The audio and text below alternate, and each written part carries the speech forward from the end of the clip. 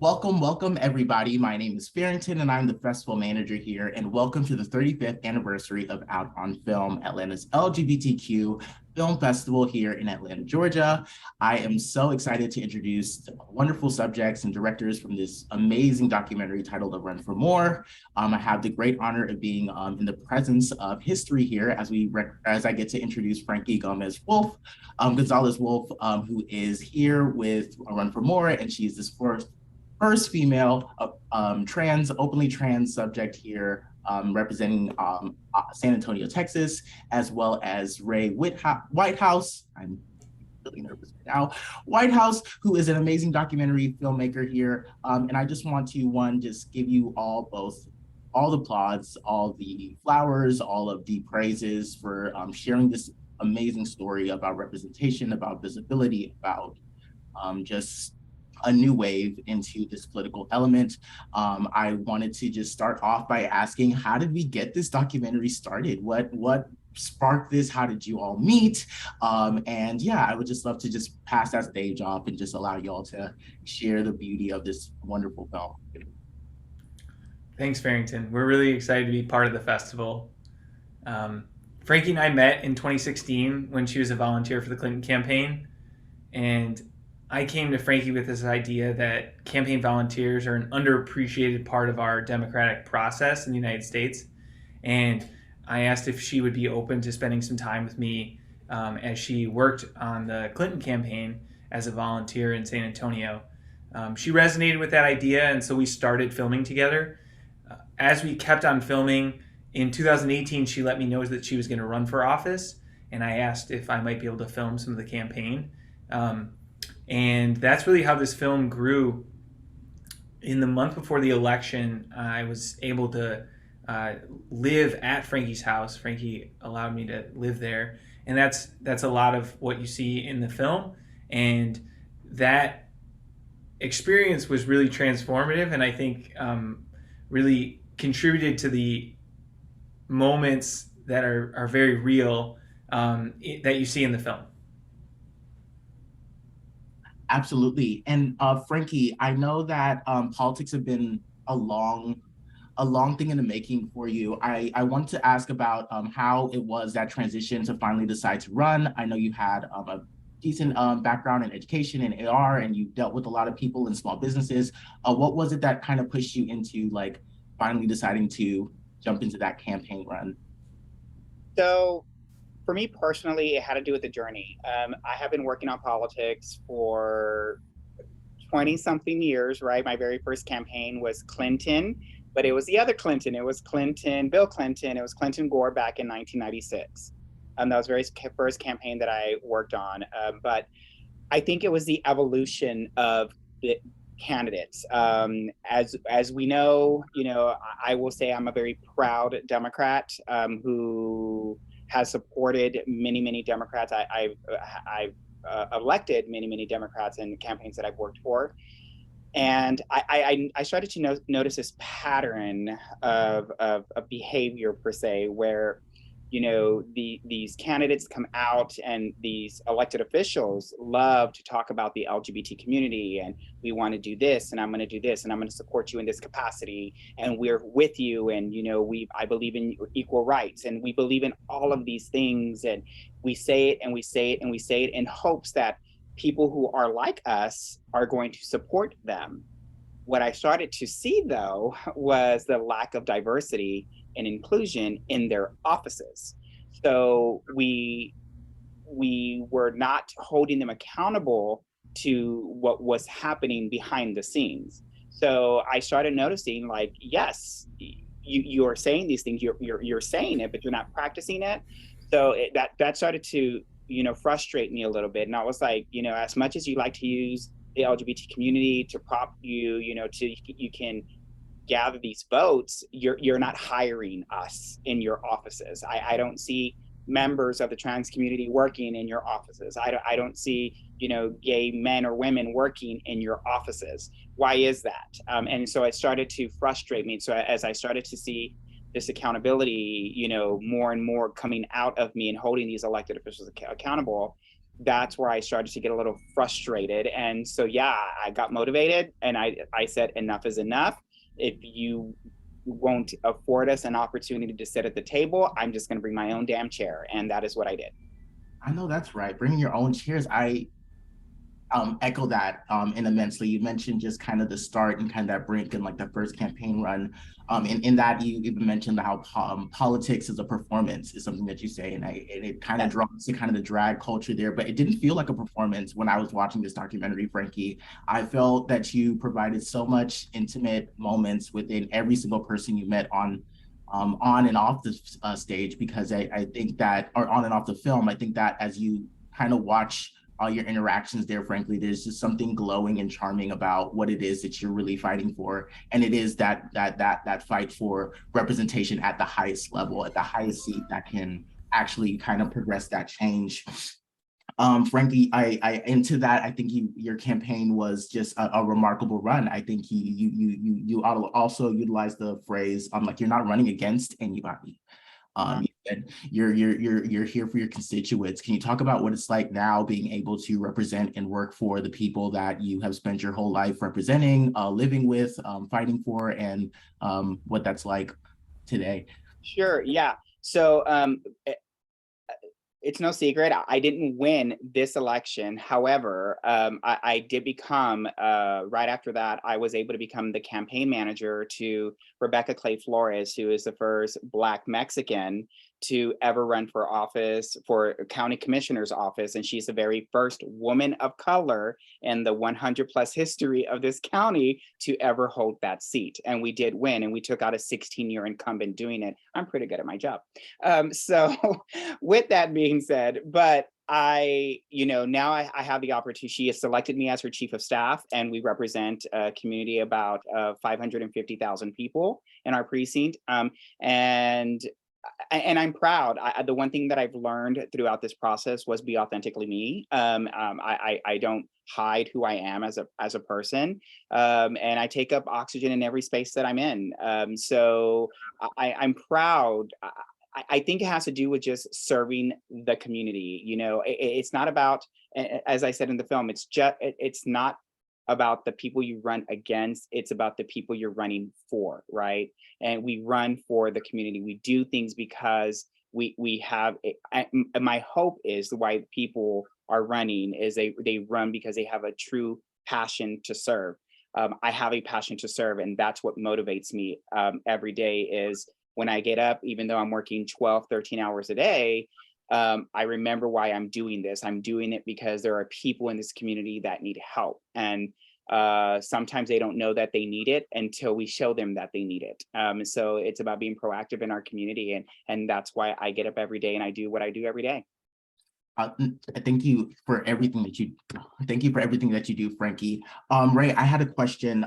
As far as just watching the dynamic of this ups and downs, as Frankie is talking about, kind of losing this election, getting so close, getting the funding, and there's just so much that amping and rallying behind. I think, Frankie, just as a viewer, as the director of this documentary, and kind of watching that, can you talk about how it was like just watching Frankie just like do her thing and just like dominate what was that experience of forcing that conversation and forcing that dynamic of representation within that county? Yeah. I think Frankie's amazing, I think there's a lot of people who want to make a change in their community. And I think the thing that was really inspiring to me about Frankie is that there were a lot of obstacles and barriers that were put in her way. And despite the challenges that she knew that she was going to face, she took all those challenges head on and decided, I'm still going to try and accomplish something that no one else has accomplished before. And that was really just inspiring to me, So every day in filming with Frankie, especially in that month before the election, I was just mindful that these interactions that she was having with people and the things that I was filming were all contributing to this broader idea of Frankie embarking on a journey that no one had ever successfully accomplished before. And I tried to keep that in mind as I was filming. But what was really great about it from the beginning was that because Frankie had resonated with the idea of why I wanted to spend time with her, we were operating from this general understanding of this is the kind of film that I want to make, and that mutual understanding led to a lot of collaboration and opportunities for me to film in a way that Frankie wasn't necessarily like paying attention to me as much as she was just focused on what she needed to do in her election, and I think that provided a really like cool dynamic for the viewer to really understand what was going on a day-to-day basis. And it's just a real testament to Frankie and her husband Jeff for allowing me into their lives in a way where I could film with them and do that in a way where they were revealing more of themselves than they were when both of them were out in public, and that was just also a tremendous honor. No, thank you so much. I think to awe of just watching Frankie dominate. I say dominate. It is such an empowering thing to see, Frankie. I know you mentioned kind of seeing female representation and how that empowered you. I want to echo just not to continue that train and to continue to see strong female leads. Navigating into this political space is something that I think that is like very important as we looked upon that past election into 2020, and as we look into the future of politics and the future of representation in the media. Frankie, as a strong female representation, you had a lot of folks come out and support and rally for you. What was it like witnessing and looking back in the film and seeing the amounts of talent and your sisterhood, local sisterhood, who kind of amplified your voice and utilized that to kind of make you shine some more, as well as just expanding what your sisterhood became as you kind of explored and got into different dynamics of it. But yeah, I would want to talk about, I guess my question there is, what is it like kind of leading your team and leading your group into that campaign, into that fire, or I don't want to say fire, but just into the friction, let's say, of the political climate at the time? Sure. So a lot was going on, right? So I being a trans candidate, I happened to live in a conservative part of San Antonio, and I knew that I was going to be pushing a boulder up the hill. But but the beauty of it is I'm not afraid, and I was willing to get dirty and and push this boulder. And having my friends and family and those that had the time and energy to be able to come out and help and support the campaign, it felt great. It wasn't the first time that I had to get creative with the amount of money that we had, and it wasn't I've worked on many campaigns, with where I was up against hundreds of thousands of dollars when somebody only had 5,000. Like, you just get creative with what you have to do. And regarding my sisterhood, I think a lot of this film, although very political, had to do with self-awareness and growth, a growth of who I am as a person, versus from 2016 to 2019 to where I am today.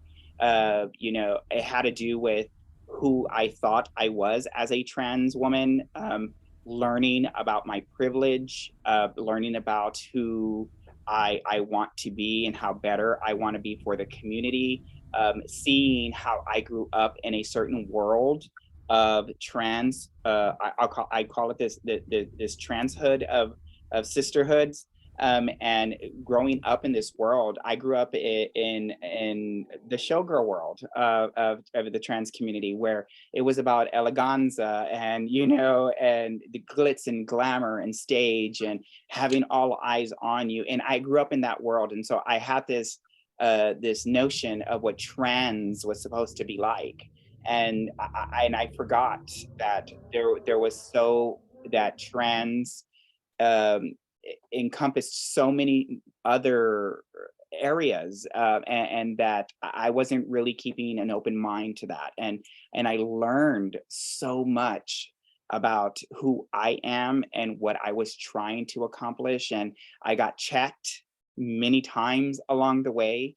And that was part of the growth. It made me better. It made me stronger. It made me have more of a reason why I'm in this, doing what I'm doing.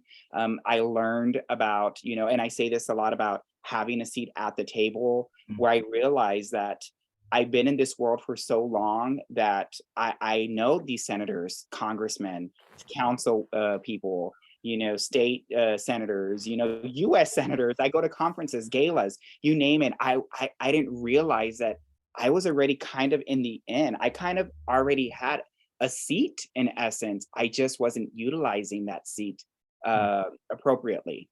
And so learning so much more from my sisterhood and some of my trans brothers, I learned that how I could better amplify my voice. And as a trans elder in the community, I learned my responsibility. And so now in 2022, I see things so differently now. I see the commitments that I have, the obligations that I have to not just, the trans community, but the trans youth, for the younger generation of people that are coming up, for the parents who have trans kids, to provide them the resources and that they need in order to be able to be inspired. And so I think when more of us take up space, it becomes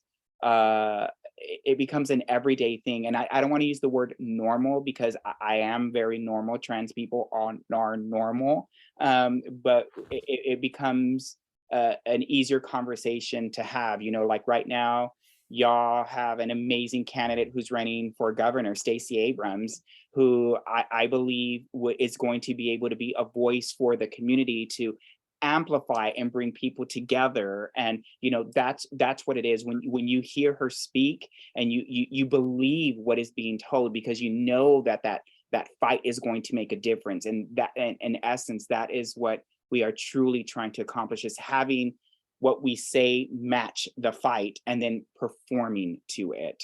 That is what I'm hoping for.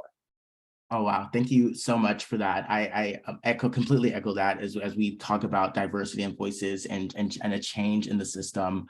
The one of the greatest ties here to this film is that it is in the South, and we do deal with conservative red states. Georgia was thankfully able to flip blue in the in the amount of work that went behind, of course, the Stacey Abrams campaign, as well as many grassroots organizations that are here in Georgia. But all that to say, there's so much ties to that, and just it definitely caps how important not only the time element of that was. I mean, of course, I would have loved for you to run 10 years ago, and gotten to hear your story and see that elevate your voice, of course, so long ago. But it's amazing to have that now. I do ask, as far as works, Ray, I guess one of my questions for you would be, this was one of your first documentaries. Can you talk about is political docs going to be your focus? Is there anything next in the works for you as far as work and content in the up and coming?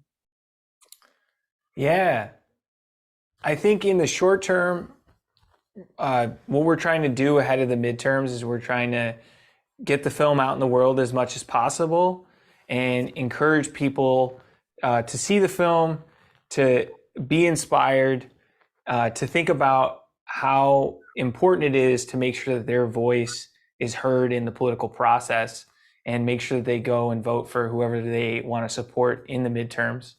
As you mentioned, there's a really important Senate race and governor race in Georgia, and all across the South, all across the United States in November. And then after that, I think I have a few other projects going on right now. They're in their early stages. But the thing that I find most important in all the work that I do is thinking about politics, not only as something that we go and do at the ballot box only, but think about politics more as this idea of how are we organizing ourselves in society, and how are we allocating power amongst various groups of people. And I think that that's what this film is really about, is envisioning a different kind of political future, not only in Texas, but all across the United States. And what Frankie was embarking on, it being something that had never been done before, that's kind of the idea of documenting that and thinking about what might be possible in the future. And I just hope that people who watch it can also think about what might be possible. And so for work that's coming up for me, I think a lot of the films that I want to work on involve thinking about politics in that broader definition, and also connect to envisioning a new political arrangement that's different from the current political environment that we're in right now. No, I thank you. I think all political docs should invoke change and stress change. And I feel like I'm hearing that as well. I'm hearing go out and vote, and allow this documentary to put that fire to you as a patron and as a constituent to elect leaders who best represent you and your values. Being from the South and being in Georgia, we live in a haven, which is Atlanta, which is just a blessing and a kind of a curse, as it's kind of ostracized as far as the South. There's like no other city close to Atlanta within a 100-mile radius. So you do leave Atlanta and you go into a very deep red state. With that, there's a lot of kind of struggles that you see in red states. I think that this documentary as well shed some light onto some of that. There's ample amounts of homophobia and transphobia that is kind of rampant within, I think, most of conservative states and conservative regions of the US. But I think it didn't stop anyone here from shining and providing a story and a message to the people who I think it concerns. Frankly, I guess for you, what is it like now, or what is next now for you as far as your campaign, as far as your platform? What now that the film is there, like Ray said, now the film is there and out to the public, and a call to action, I think is very valid and very important to anyone watching. What is next for us as we now have this film out, and how do we work on it and work towards it?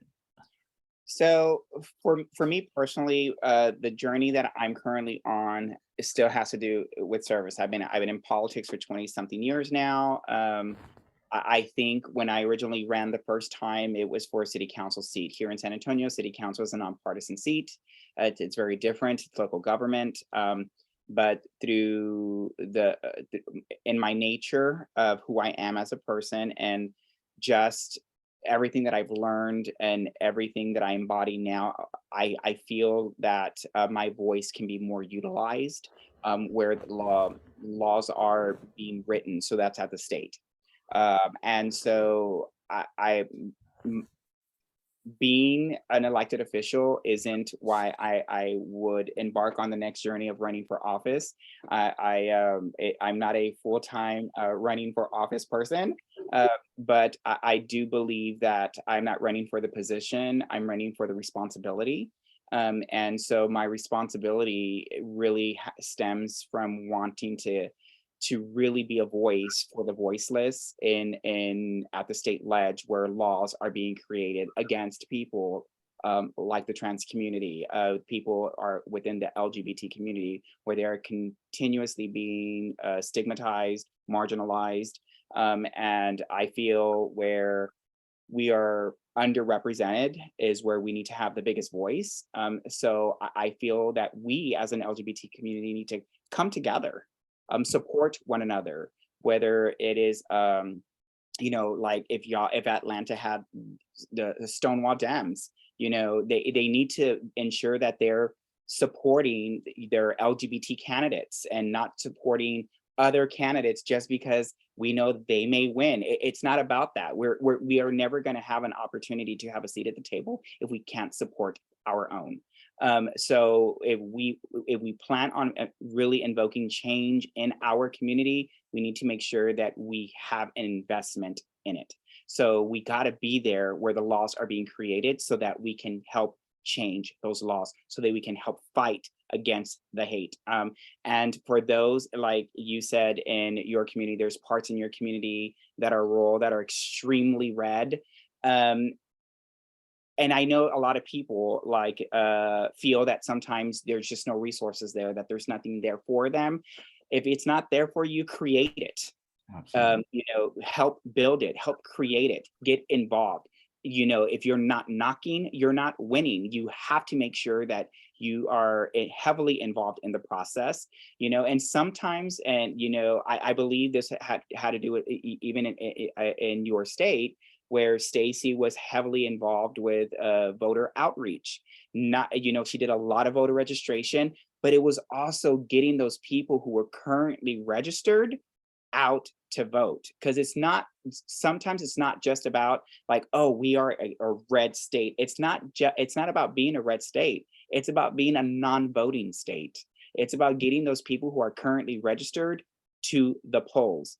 It's that motivation. It's people that we feel represent the true interest of who we are. It's getting those kind of people to help motivate the base so that we can invoke the change. So I say, take that message across that beautiful state of Georgia, let people hear it proudly. And yeah, we can make a difference. We can make a difference in the South.